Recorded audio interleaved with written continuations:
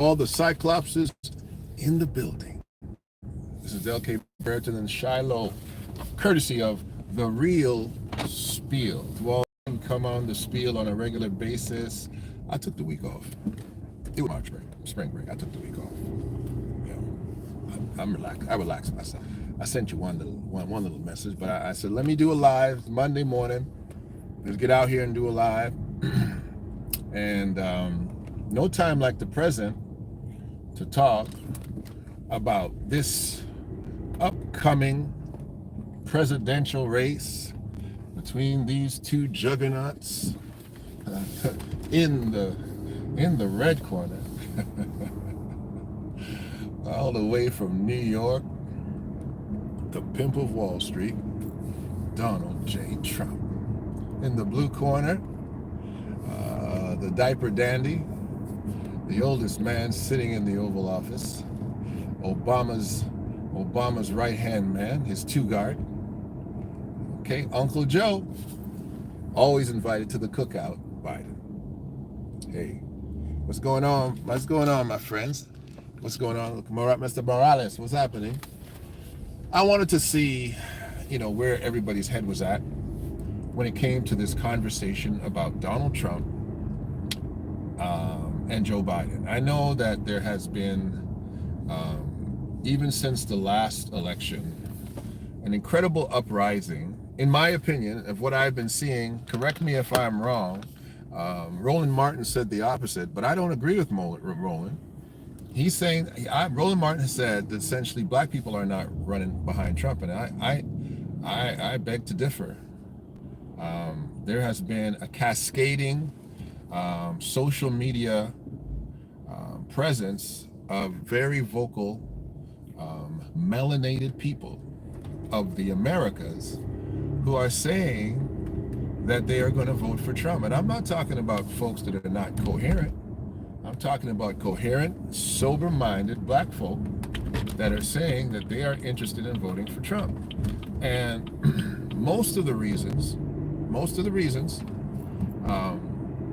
it is not necessarily a complete objection of Joe Biden or Harris, and it is not an embracement of Donald the person. It is mostly the policies of the parties. It is mostly that you have a lot of black people who come from a conservative point of view that are not interested in LGBTQ, et cetera, because there's a lot of letters and a lot of things attached to that now. You can never really get that whole title properly, but people aren't interested in that. They're not interested in the propagation of that particular lifestyle.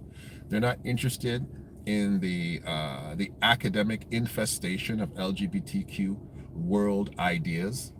Okay, the changing of genders, the fluidity of sexual expression of young people, the changing of the guard when it comes to what you want to identify as. They're done with that, and they have attributed all of that to the Democratic Party. Secondly, what I find also is the concept of abortion. And abortion is still the #1 killer of human beings in the world. No war. Let me say it better. Abortion in America kills more human beings than any wars combined in the world. In 1 year, abortion outmeasures anything that has happened in Gaza. Like, in the same period of time, there has been thousands of more babies murdered in the womb than people who have been killed in Gaza. That is why, this a lot of times when I listen to people and to hear their outcrying and their uproar, like, I want to know their stance on abortion. What is your stance on abortion? All right? And the reason the stances on abortion are so loose is because the feminist movement, the aggressive, feminist movement, and I can't even call it the feminist movement, but also there is a I call it the entitled woman movement that has allowed women to have no accountability whatsoever in respect to their worldview, their family view, what they decide to do with their body, how they decide to act in public. It has left women in a position where they are unjudgeable. They can leave their spouses, they can leave their children, they can live any kind of life. They are unjudgeable. They have a new adopted self-love God that they have adopted, self-love religion, and they have a self-love God because they have become their own God. And this is what fuels the abortion issue. Your body, your choice, and putting women in a position where they have lied to women, saying that what abortion is you regaining control of your own body, where patriarchy has stolen your ability to make decisions. We are giving it back to you. And they've lied to women and convinced women that this is the case. They have not supported women in a decision to raise a life. And of course, you get pregnant and it was not a planned pregnancy. That is a scary thing. That is a scary thing. That's a heck of a responsibility to bring a life into this world when you were just having recreational fun. And we're not even talking about the aggressive ways of which life can be conceived inside of a woman. I'm just talking about the recreational choices. I'm going to read the comment in a minute. So now these ideological differences, to me, are what has fueled this upsurge towards the Donald. And last but not least, and I'm going to read the comment right now, is the fact that Donald, because of the fact he is being prosecuted so much, it has struck a chord with the American black person to say, hey, we kind of identify with somebody who is being aggressively prosecuted, even though most of Donald Trump's prosecutors are black. But they have still decided that Donald is anti-establishment, and so are they, and that they now wish to throw their hat in the ring behind Mr. Trump. Let me read this comment real quick. It says, I want to believe that the Americans in general respect and value God's creation with respect to abortion, the abortion issue. If there are enough conservatives on the abortion side, Trump will lose.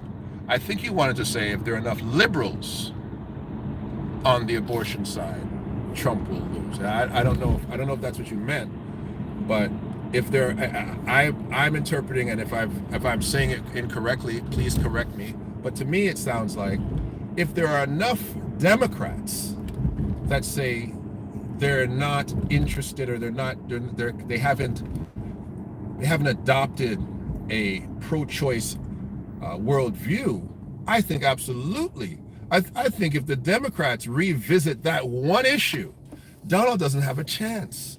But that is a major issue, but the thing is, this is what happens. That one issue is going to make you vote for Donald Trump. You know, and I've said this for now going on. It's going to be close to what? Will it be 2 years? I've said this for a while, that you know, the black community, the conservative black community, need to have their own party, their own major party. You cannot continue to rely on the Democratic and the Republican Party as the two only non-choices. They're non-choices. Both of them are non-choices. But that's not the conversation today, although it always will be. The conversation is now, let's evaluate really the merits of these two men and the merits of their presidency. Because what took place now is, now you have two presidents who will be running against each other. Not an incumbent who has never been the president, but you have two guys who have been the president, who have a track record as the president, running against each other. And so if we if we, for the moment, which we can't, but we must, park the major moral ideological issues of the LGBTQ propaganda and abortion. If we could, for a minute, and agree that these things are issues to us, and issues in very specific ways, and we'll get to the LGBTQ. I got to revisit that, right? So I got two things to say. I got to call you back unless you want to be on the live, but we're on the live right now, so I'll call you back, Lauren. All right. So she hung up so fast. She was like, I do not want to be on your live. Number one, let's evaluate the gross national product, the GNP, the GDP, gross domestic product, of the nation. I'm trying to get my notes back. When in 2020, when Trump was in power, and when he wasn't, right? So just talking about March 16th, we're in the month of March now, 2020, the Dow took an incredible plummet. It plummeted to the ground. It took an all-time low, right? Of course, we're in the midst of COVID had just about to start. March, and COVID wasn't in full bloom yet, okay? And so under Donald Trump's presidency, and he used to always dealing with the stock market, this, stock market, that, the Dow, it took an all-time down, right? Today, under Biden, the Dow Jones is in an all-time high, okay? The GDP of the nation in 2020 was an all-time low under Trump. Now, under Biden, all-time high. Wages have soared. It is the first time in many years that wages have outperformed inflation. The average wage in America now is $34 an hour, right? I know everybody ain't making that, but that's the average, right? So you have a scenario, and this could have gone the other way very easily. Could have gone the other way. Inflation is still high, but when you have a scenario where you have a surplus, that is why inflation is high. If wages are up, if the gross national product, gross domestic product are up, if the Dow is up, then of course inflation will be up. Manufacturing is booming again in the US. Manufacturing is booming. It's not because of Trump. Okay, he was a one-term guy.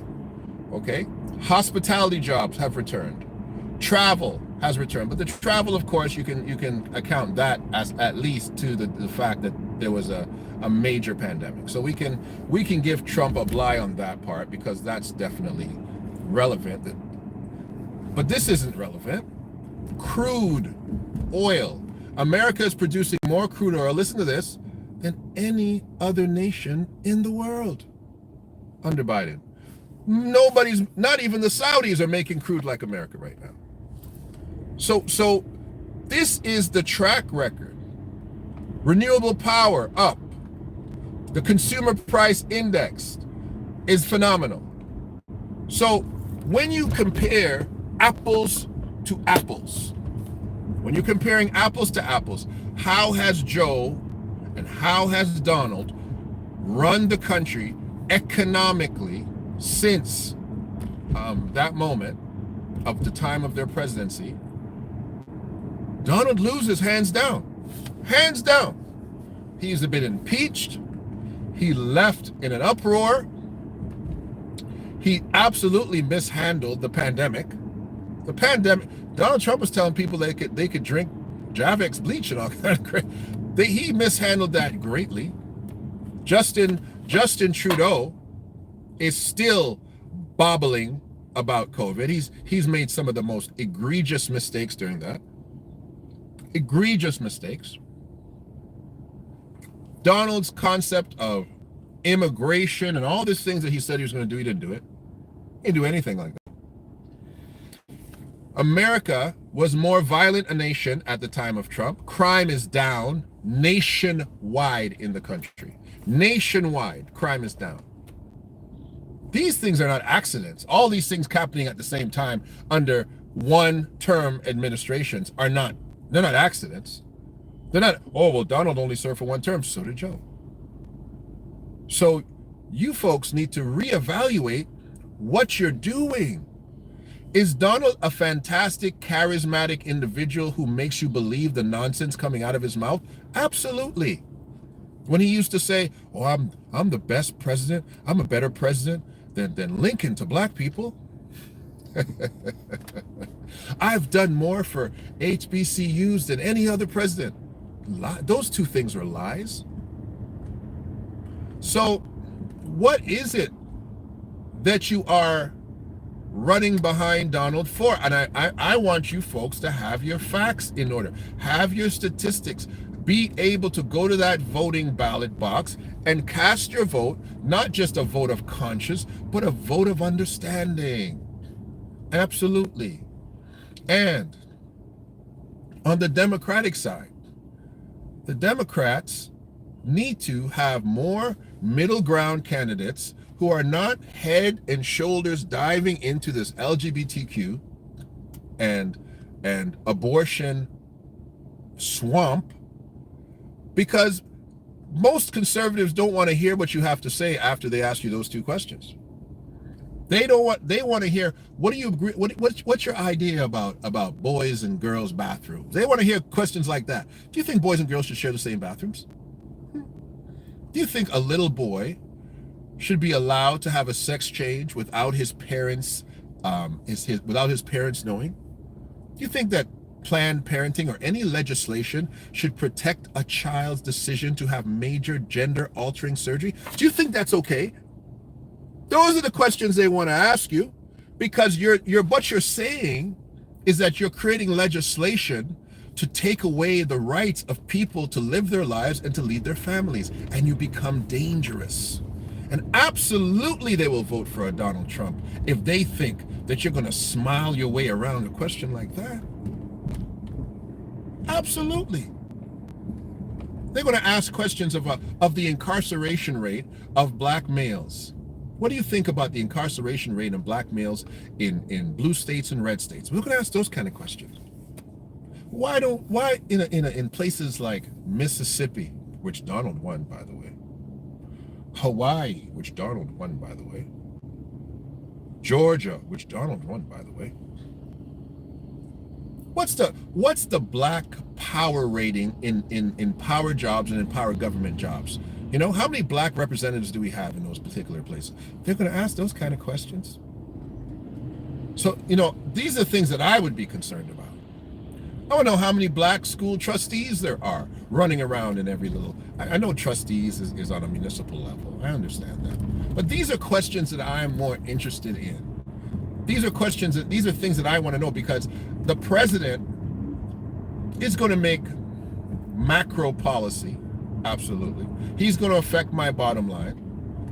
But I still got to understand how my community is going to run. I want to know what Donald's going to do in Florida to offset that maniac that's out there in Florida. How are you going to stop this guy from becoming Attila the Hun? So these are the questions that I'm asking.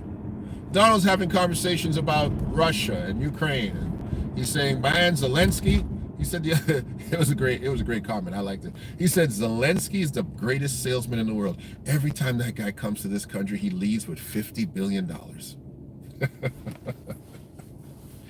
I want to know what their policy is on Africa. Donald Trump said the other day in the same speech, oh, we had all these immigrants. We had immigrants from the Congo. I mean, I'm sure the Congo's a very nice place. Donald, do you know what the Congo is? Do you understand the Congo? Do you understand what's going on in the Congo? What's always been going on in the Congo?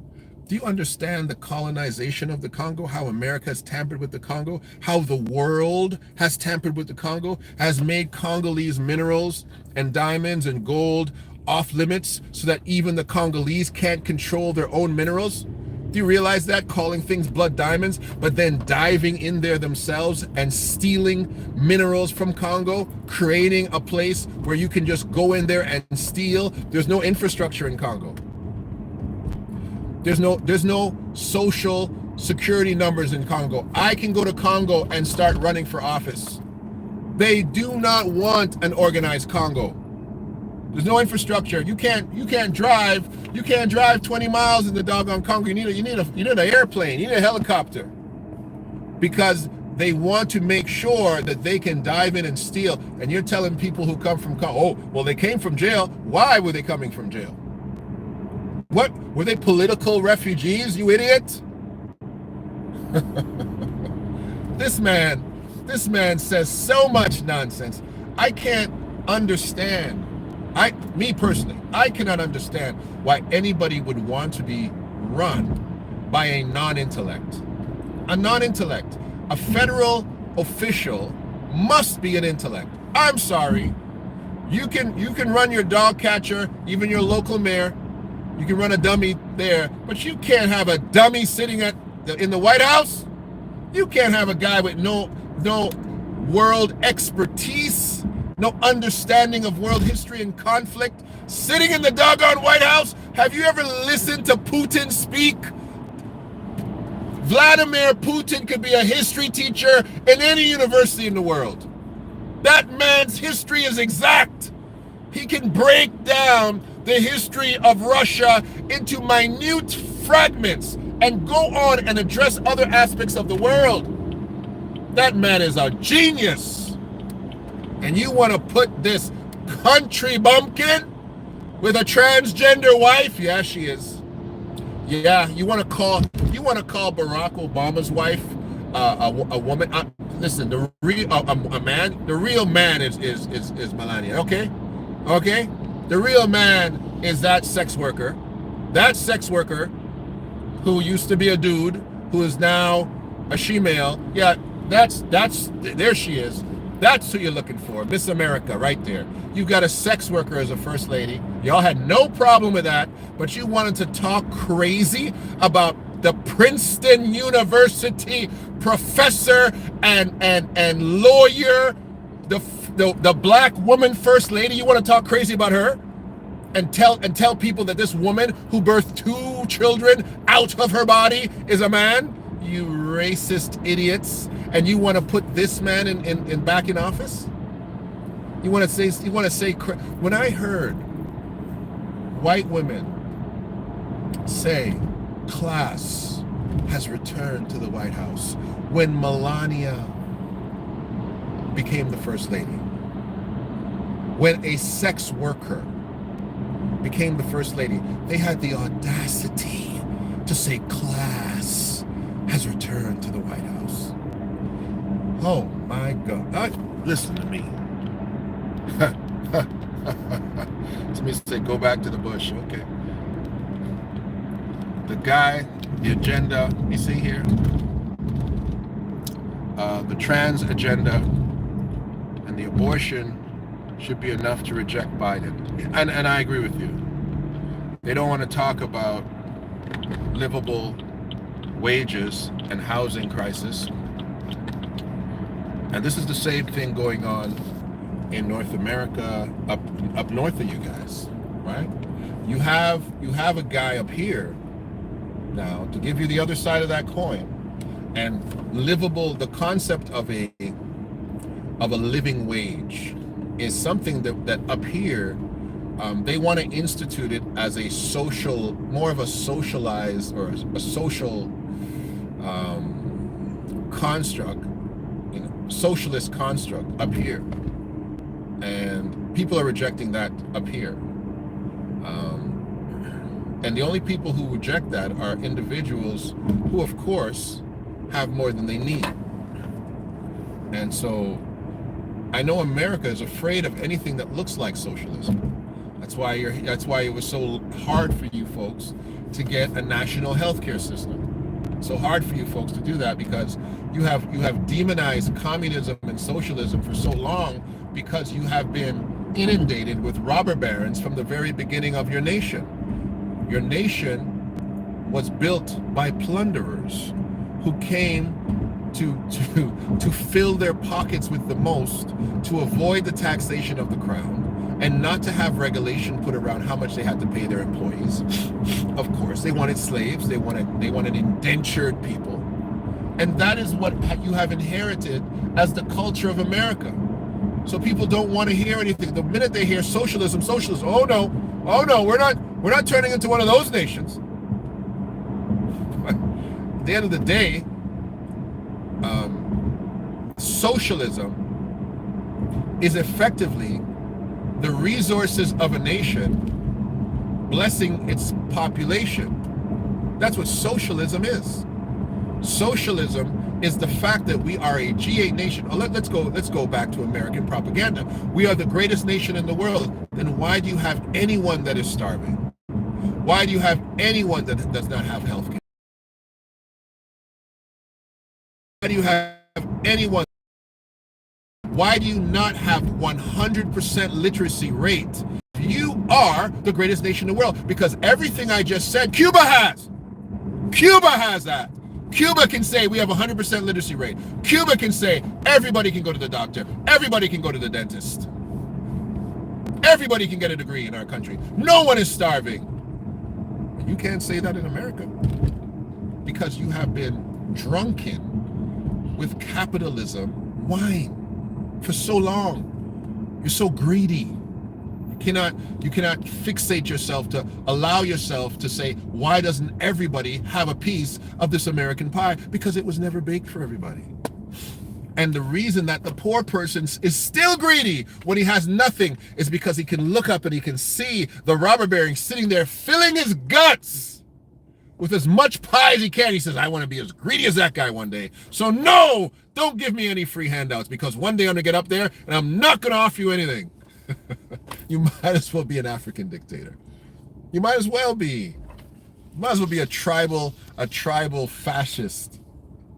Because you cannot live in a community that will allow for, watch this, allow for the murdering of infants in the womb, allow for the reassigning of reality, which is what the LGBT community does. It's reassigning reality. It's a reassignment of reality. It's to tell you that men can have children. It's to tell you that two women together can be a mother and a father to a child, right? It's to tell you that anytime you want, you can change into one thing or into another. It's a reassigning of reality. So you can't have a nation that does that. You can't have a nation that allows the poor to remain poor. And I'm talking about poor in respect to poverty, the absence of resources. That's what poverty is, right? Not just people who are just working class, but the absence of resources, the inability to get water, shelter, food, medicine, education, opportunity. And yes, you have to throw opportunity there, because without opportunity, no one can escape poverty. You can give somebody food, you can give somebody shelter, you can give somebody education.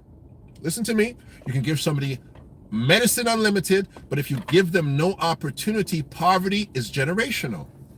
And you can't do that. No nation should do this.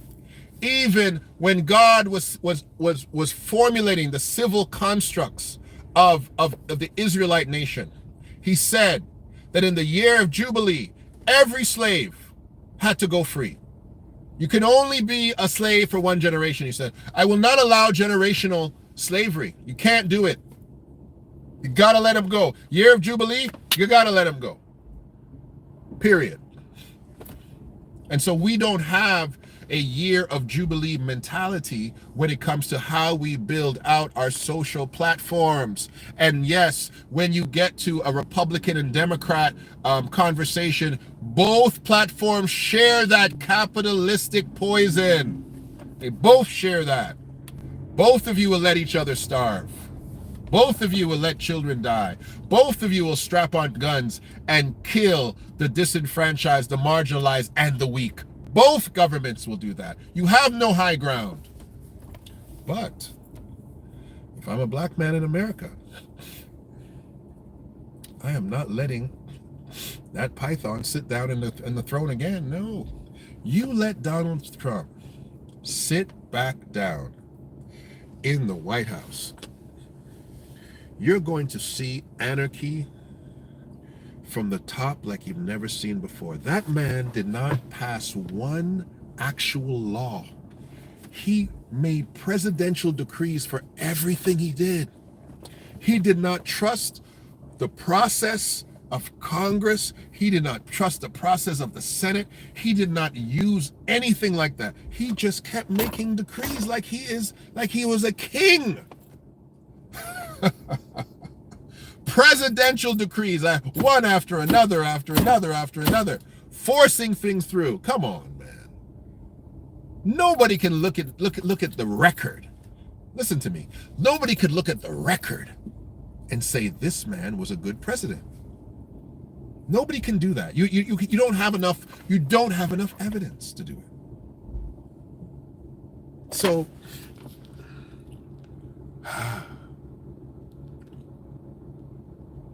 how many gifted for a backflip burpee? I'm not even sure. You're bringing up some very good points. Thank you very much. I appreciate that. Ladies and gentlemen, unfortunately, you are stuck between a rock and a hard place. But if you examine your hard places, 2020 was a hell of a hard place for the world. 2024, are you in a hard place? Let's be real. Are you in a hard place in America? I am speaking in respect to Canada. We need our prime minister ousted. He needs to go. He needs to go right away. Right away he needs to go. You would never have tolerated Justin Trudeau in America. Took away the guns. He confiscated private property, basically used criminal activities and emergency acts to confiscate private citizens' property, their money, their vehicles. He bought and made side deals with all of these COVID-19 companies, bought more medicine than any Canadian. He bought 7 times the population need for medicine. He forced vaccines down people's throats, children included. This guy has to go. He's a menace. Period. But is Biden a menace? Look at the state of your union right now. Is Biden a menace? Do you not remember every single month you had an issue with this man, with Donald? Every month something was going haywire with Donald. Every single month. Now, out of all those Republican candidates, you didn't have much to choose from. You had DeSantis. I'm so glad that dude is not the nominee. I would be way more terrified if y'all loved DeSantis. I'd be so much more terrified. Thank God. And his numbers were terrible. His numbers show that you'll never be the president of that union. Thank God. But the good old Donald, boy, hey, landslide. And the second person who had a chance was the lady. And I'm sorry, Becky, you didn't have a chance. You had nobody in there of any qualifications. So it ain't even about the fact that Trump's getting the nomination. You had no decent candidates coming up as Republican. None. That Indian fella, I forget his name. No.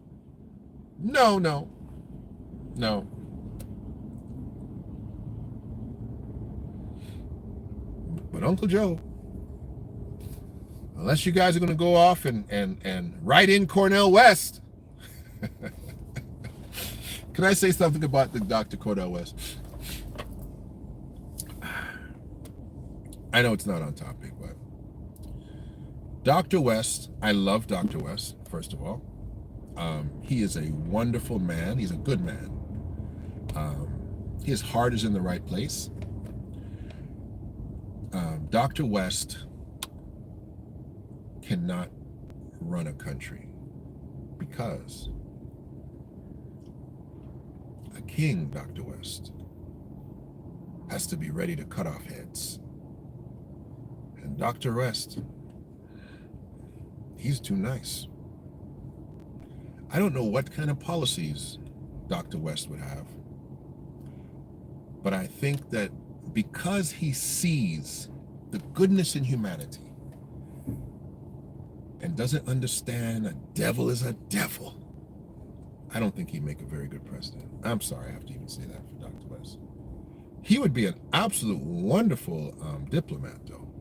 I hope somebody makes him a diplomat and sends him somewhere where he could actually do some good. But he is far too on the fence. No, there's you've got to be able to check the record, to evaluate things, and then say off with their heads. We declare war. Like, you need to be a guy like that. And so I think this is why people like Trump, but he's too dangerous, a fella. Like, he's too. Oh, if I was dealing with this, they know me. He spoke about the Chinese leader, and Donald is insightful. Like, he said that what the Chinese are doing is they are building cars in Mexico, so that the cars will now be officially Mexican. And that the NAFTA treaty, which he dismantled, but they brought it back anyway. I'm so glad they did, because that was reckless what he was doing with that. NAFTA, this destruction of NAFTA is madness. It's absolute crazy to destroy NAFTA. But anyway, he was saying that what he's going to do is he's going to put a tariff of 100% on those cars that are coming from Mexico, but being built by China. And his protectionist mentality of the economy. Again, and this is my greatest criticism of Barack Obama. It's bad for international economic business. True capitalism cannot exist with a tariff. You can't play that game. That's a tariff. We're capitalists, we're pure capitalists, let the market decide, but then you're putting tariffs on foreign goods? No, you're basically saying the foreign goods are superior to you, and you need to put a tariff on it so that your lousy goods can still become viable. An American should be able to say, listen, I'm going to buy this Chinese car made in Mexico because it's a better vehicle, I like it better. And if you American manufacturers want my business, make a better car or go out of business. That's capitalism. And America doesn't even play the game of their own capitalism right.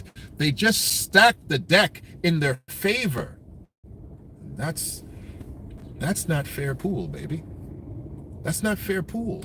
If you want to be capitalist, be capitalist. And Trump, if you want your economy to be better, then why shouldn't Americans be able to pay Mexican Chinese car money for a cheaper vehicle and tell these robber barons who Obama bailed out, and he shouldn't have. He should have let every one of those banks and every one of those major car manufacturers die. Should have made them all die. Yes, it would have hit the economy, but what would have happened is people would have descended on the economy with better products, better engineers, better ingenuity, new opportunity would have happened. You don't prop these guys up to keep people employed. That didn't make no sense. I didn't like it. Too big to fail? No such thing. If you're too big to fail, your name is God. Everybody else, you can fail. And if you do business bad, you can fail. And they did. And they were robbing and stealing and pillaging, and you bailed them out, and you shouldn't have. Shouldn't have bailed any of them out. Now Donald wants to stack the deck against China. Why are you fighting with China? China produces everything. Why is everybody fighting with China? Let these Chinese do what they do. Africa doesn't fight with China, but the West does. Africa doesn't fight with China, baby. When China comes into Africa, Africans get excited. They get happy. What is this man doing? They get happy because they say the Chinese are going to come in here. They're going to put businesses in here. They're going to build infrastructure in here. They're going to hire us in here. And yes, they're going to treat us badly. They are. But so does the Westerner. But at least you got infrastructure, right? At least you got opportunity. At least you got jobs, right? They're going to come in there. They're going to do everything that every colonizer does. They're colonizers. Of course they're going to do the same thing. They're not going to arm you. They're going to come in there and rob you, but they're going to give you a better deal than America ever did. All America ever did was walk into Africa, give the big man a whole bunch of money. He put it in his pocket, no infrastructure, no opportunity, nothing built, and then did what they wanted.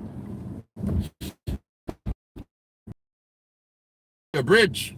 Build your bridge. Fine, we'll hire you. We'll put you in place in one of our factories that we build in your country. We'll give you a job here. 90% of the people will be Chinese and don't speak your language or English, but we'll give you an opportunity. At least they did that. This is what I'm saying. Donald is not thinking properly either. You might as well stick with the guy that has your economy booming, has your manufacturing booming, has you creating crude oil at a ridiculous rate, has your energy up, has your wages up, have your stock market up. Why would you tank him? Why would you tank him for Donald Trump? Silly. Do your own research. Look at the state of your union and then make a decision. But if you're going to make decisions on these ideological issues, you think Donald cares how many flipping babies are being killed when he's living with a tranny in his house? Mr. Punch him in the, grab him by the, you think he gives a good gosh darn about the LGBT community and who's who? That guy don't care. You care. You care. He doesn't care. That's not what he's running on. He won't even mention that stuff. This is Del K. Bridgeton. I'm sorry, but this is the real spiel. And you need to reevaluate who you are going to put into that White House, because the next 4 years of all of our lives are dependent on it. In closing, they did a poll in Canada. They did a poll up here, and they asked, who do Canadians want to see in the White House? The poll said Biden. The poll said Biden. We don't like dangerous, knee-jerk federal politicians. We don't like guys who just get up one day and say, I'm going to do this. Oh my gosh. You guys could not live under the conditions that are up here with this dude, Justin Trudeau, meaning Justin Trudeau. Justin Trudeau took away every handgun in Canada. He grandfathered some of the handguns, said some people who are the grandfathered license, people like myself, you can still keep your handguns. However, all it takes is for somebody to anonymously call the police and say, hey, I see this guy, he's got his handgun, I saw his handgun like in an unsafe way. They will investigate and take your handgun. The legislation says they do not have to give it back. It's crazy. It's crazy. This is not England in the 16th century, where only the government is allowed to have weapons for defense. It's crazy. I'm a black man, and I'm a black man behind enemy lines. You want to take away my weapons? No, I'm not giving them to you. I'm not giving them to you at all. It's obscene. It's obscene, the amount of things that they're doing. And I know the guns thing for some people is not a big deal, but you don't see the world like I see it. Okay? I see the world as, first and foremost, you must be able to defend yourself, or people will take your stuff from you. They will take everything. They'll take your life, they'll take your children, they'll take your wife. Defend your stuff. Starts there. America, that's a principle they based on. The biggest armies in the world, where are they? America, China, Russia. Because they believe people will come and take your stuff. North Korea, people come and take your stuff. Let's build some armies first. Okay, armies, navies, Air Force, Marines, everybody's there? Good. Now let's talk about other stuff.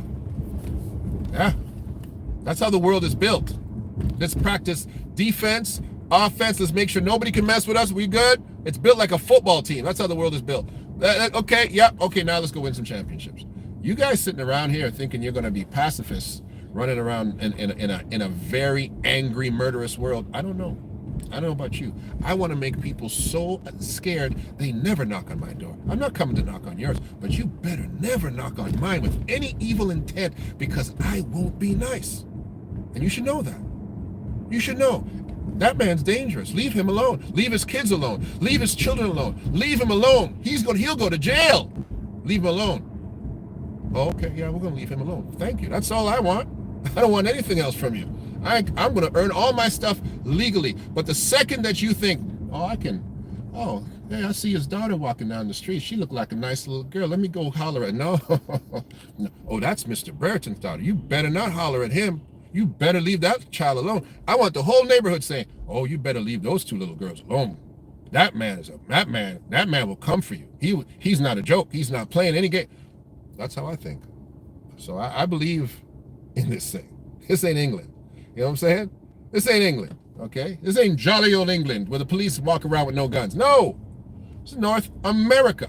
And I'll tell you right now, the world is becoming a much more dangerous place, okay?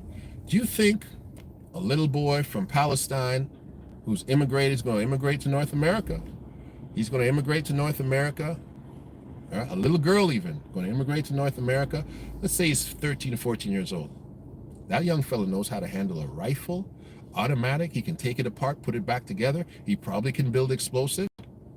He probably knows hand-to-hand combat. And he's going to be going to school with your kids. And yes, he will. Yes, he will. And he might be a nice little boy till you check him, till you try him. Might be a nice little boy. No, sir. The world is getting much, much, much more dangerous. And I don't want to be in a position where people don't see me as dangerous. The Bible says a very interesting thing, and I'm sorry if it sounds like I'm using it inappropriately, but it says the fear of the Lord is the beginning of wisdom. That's right. And the fear of Brereton, get smart. Don't play with me. That's all. Don't try me. And do not try to put Donald Trump, see how I segued that? Do not try to put Donald Trump back in that White House. That's just my opinion. And if you really want to put him there, I want you to have not just a vote of conscience. I want you to have the incremental statistical reasoning that you can say, no, Donald Trump is good for me. He's good for our community. He's good for our nation. He's good for business. He's good for the future. He's good for the world. And if you can say that, put him in office. But I don't think you can. In the big picture, it's so evident that the government and the politics aren't the answer. I agree. And he says, when did I flip? Flip from what? I don't know what I flipped from. I've never been a fan of Donald Trump. I've never been a fan of Donald Trump. Never been a fan. I'm not a fan of the Democratic Party's policies. I cannot be a fan of those things. I saw Roland Martin try to demonize a particular, I think it was a governor candidate, and the brother really only stood on two platforms. He was anti-LGBTQ and he was anti-abortion, and but he was kind of ignorant to some of the things he said too. And Roland had taken him to task. I'm like, Roland, why are you standing on these things? Like, what are you standing on? Like, I don't know. I don't understand. Like, you're really standing on pro-abortion? Like, you're really standing on things like this, Roland Martin? It bothered me. And as smart as Roland is, I just didn't appreciate that position he had on those two issues. And I'm like, is this all you're attacking him for? He didn't say anything else. You didn't show any other clips, Roland. Show me something the man said. Because there was a brother too he was coming for, right? And he'll come for anybody who seems too Republican or too pro-Trump. He'll come for anybody for that. But when you only post things about their position on those two, I was like, are those two ideas? I'm like, well, I don't agree with that either, Roland. And I'm not a card-carrying Republican. I am a conservative Christian with a pro-African, pro-Black agenda for my local community and my international community.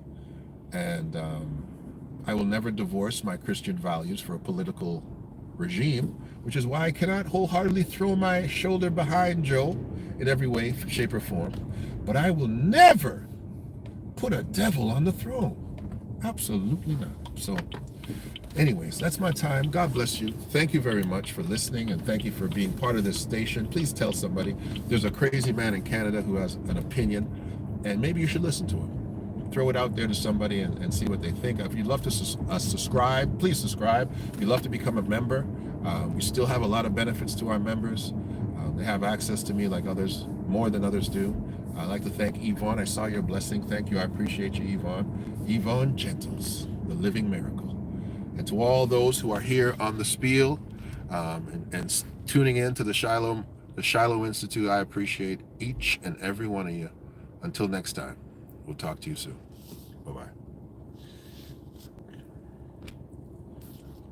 They keep changing these buttons. Oh, there I am. I can get out now.